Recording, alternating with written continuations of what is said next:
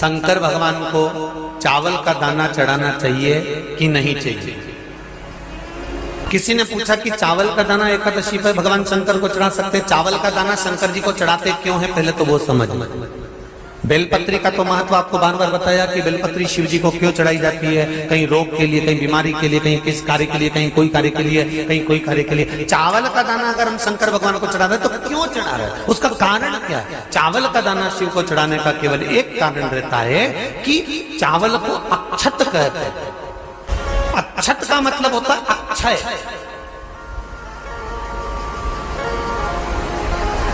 अभी हमारे यहाँ एक तिथि आने वाली है, अक्षय तृतीया। उसका मतलब क्या होता है? अक्षय, जिसका कभी क्षय ना हो।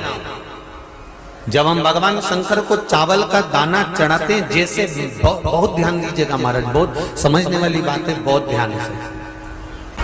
चावल का दाना हमारे मस्तक पर तिलक करने के बाद पंडित जी क्यों लगाते हैं कि भगवान जैसा समय आज चल रहा है, आप पूजन कर रहे हो, पाठ कर रहे हो, दान कर रहे हो, पुण्य कर रहे हो, सत्कर्म कर रहे हो, भजन कर रहे हो, मेरा देव अधिदेव महादेव, मेरा नारायण, मेरा सत्यनारायण भगवान, मेरा राम जी, मेरा विष्णु जी, मेरा भागवत मैया, मेरी रामायण मैया, ब्राह्मण मस्तक पर तिलक लगाने के बाद चावल इसलिए लगाता है कि जैसा समय आज चल रहा है, भगवान तुमको ऐसा ही समय बनाकर रखे और तुम ऐसे ही चार चांद लगाते रहो, दान पुण्य संकीर्तन करते रहो, इसलिए मस्तक पर चावल का दाना लगाया जाए।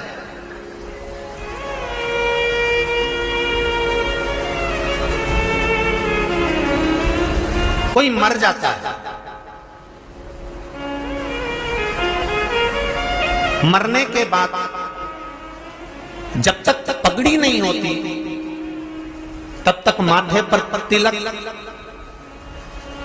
चावल का दाना लगाया जाता है।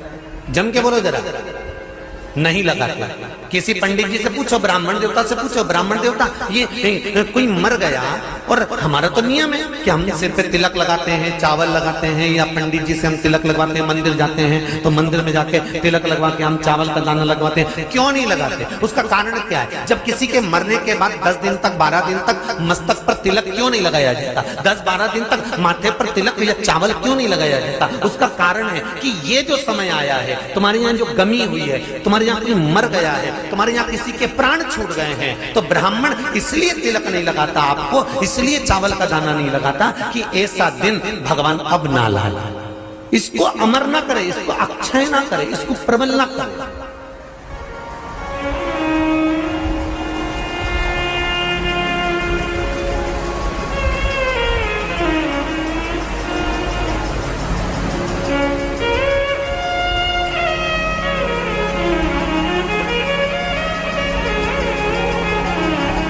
और जब चावल का दाना, तो यहां शिव महापुराण की कथा करी, चावल का दाना हम शिव जी को क्यों चढ़ाते हैं, भगवान को क्यों समर्पित करते हैं, भगवान की पूजन में अक्षत क्यों समर्पित करते हैं, चावल क्यों समर्पित करते हैं, उसका कारण क्या है? तो कहा आज मैंने जब चावल का दाना आपको समर्पित करा है, जिस भाव से, जिस विश्वास से, जिस श्रद्धा से, जिस मन से मैं आपको रिझा रही हूँ, हे भोलेनाथ मेरी ये मनोकामना पूर्ण कर, इसको अक्षय कर देना, इसको अमर कर देना, बस इतनी कृपा आप कर। किसी ने पूछा एकादशी के दिन चावल चढ़ाए कि नहीं चढ़ाए, तो यहाँ तो सीधी सीधी बात है, बीमारी देखकर थोड़ी ना आती है कि नवरात्र चल रहे हैं कि सावन का सोमवार चल रहा है, बीमारी तो बीमारी। तुम चावल मत खाओ। तिरुपति कौन कौन गया? हाथ उठाओ। ठीक है। जगन्नाथ जी कौन कौन गया? हाथ उठाओ। हाँ ठीक है। द्वारका जी कौन कौन गया? हाथ उठाओ। ठीक है। बद्रीनाथ कौन कौन गया? हाथ उठाओ। ठीक है।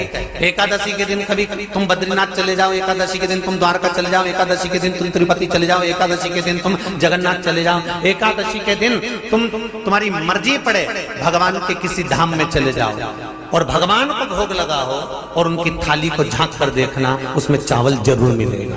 उसमें ऐसा नहीं है कि चावल नहीं मिलेगा। बद्री नारायण में भगवान को चावल का भोग लगा हुआ मिलेगा, द्वारका में चावल का भोग लगा हुआ मिलेगा, आपको जगन्नाथ में चावल का भोग लगा हुआ मिलेगा, तिरुपति में मिलेगा, द्वारकाधीश में मिलेगा, नाथू द्वारा में मिलेगा, सांवरिया सेठ में मिलेगा, काकरोली जी में मिलेगा।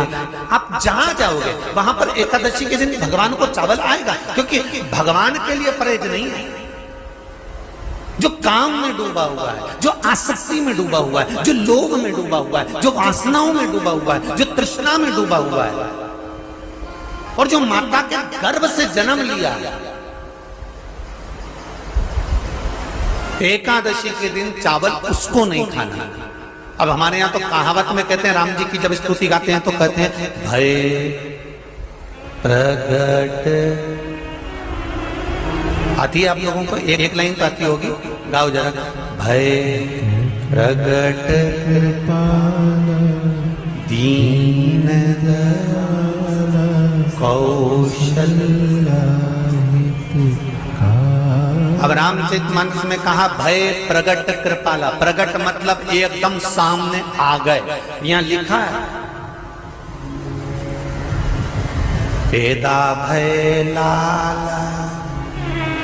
अगर तुलसीदास जी लिखते तो जन्म लिया होता राम जी ने तो तुलसीदास बाबा लिख देते कि पैदा भय, माता के गर्भ से इनका जन्म। नहीं नहीं नहीं, यहाँ कहा भय प्रगट कृपाला दीन कौशल्या।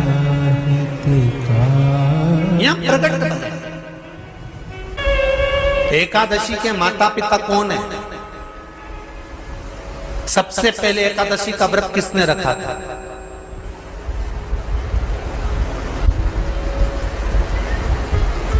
एकादशी का जन्म स्थान कहां है? दुनिया के लोग बहुत प्रश्न करते हैं, राम जी अयोध्या में हुए थे, भगवान कृष्ण मथुरा में हुए थे, तो एकादशी कहां हुई थी? तो उसको बताना तो पड़ेगा कहां हुई थी।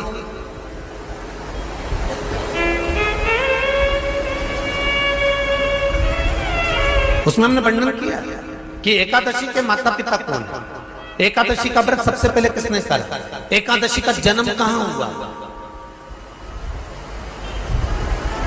एकादशी को क्यों चावल नहीं खाते, एकादशी के दूसरे दिन चावल का दाना खाना क्यों जरूरी है।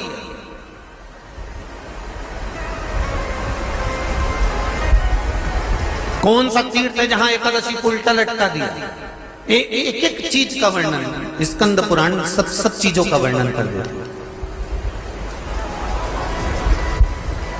हैं। तो यहां जो वर्णन आया कि आप मनुष्य जो माता पिता के गर्भ से, माता के गर्भ से जन्म लिया हो, संसार में जिसका जन्म हुआ हो और मृत्यु लोक में गर्भ की कैद में रहने के बाद जन्मा हो, उसको एकादशी के दिन चावल नहीं खाना चाहिए। महाराज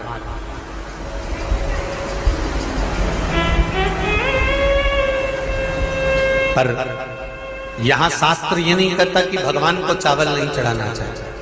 यहां शास्त्र कहता है आप शिव जी को चाहे एकादशी हो, चाहे द्वादशी हो, चाहे प्रदोष हो, चाहे पूर्णिमा हो, चाहे अमावस्या हो, चावल का दाना आप भगवान शिव को समर्पित कर सकते हो। और ज्यादा नहीं, शंकर कभी ये नहीं कहते कि मुझे बहुत सारा चढ़ा।